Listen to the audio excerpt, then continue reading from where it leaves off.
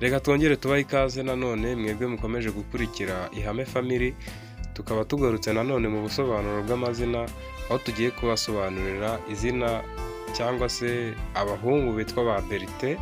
Izina Berite kabisa, niba uziranye na Berite musuhuze, nimba adafite aya makuru y'ubusobanuro bw'izina rye mubwire umukoreshe yaze arebe ubusobanuro bw'izina rye n'imiterere yiwe.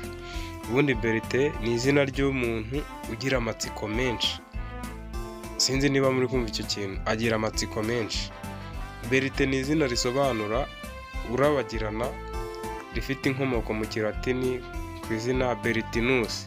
Bimwe mu biranga ba Berite rero, ni umuntu ugira amatsiko cyane, uticara hamwe ahora atembera, uhora ashaka kumenya ibintu bishya, ni umunyamatsiko mu bintu byose, nicyo gituma agera ku bintu byinshi. Ibyo bintu byinshi abigeraho kubera ko ntabwo yicaye hamwe, nyine yabaye nka ka kanyoni ngo katagurutse, noneho we ni akanyoni kahagurutse. We ni akanyoni kaguruka nyine kamenya abagwani yaho hose.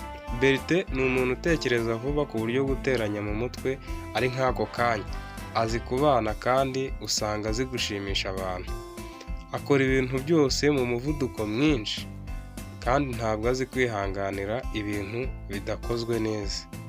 Uwitwa Berite iyo amaze gupanga icyo yakora ahita atangira ako kanya, nta bintu byo gutekereza ngo nzabikora ejo. We akorera aho ngaho, aba yarwanyije sisiteme z'abanebwe. Ahora yishimye, yaba yageze ku byiza yifuza cyangwa atabigezeho, uzasanga ahora aseka. Ntabwo akunda kuba wenyine, ni umuntu w'abantu, aranabitinya, usanga igihe cyose ashakisha ahari abantu ngo abegere. Kuba ahantu hari kure y'abantu ntabwo abikunda, aba afite ubwoba nyine, cyane ko iyo uri kumwe n'abantu bituma upanga ibintu byinshi mu gihe ugeze aha wenyine. Aba azi kwigenga no kwikemurira ibibazo guhera akiri muto. Ngayo nguko ubu ni ubusobanuro bwa Berite. Berite muziranye umugezeho aya makuru, niba nawe uri Berite umenye uko ubusobanuro bw'amazina bwawe bumeze. Reka mbabwire ngo duhurire ku zindi video z'ubutaha. Ndabakunda cyane, njye nitwa Iga, ibindi nakagaruka. Can anybody out there hear me?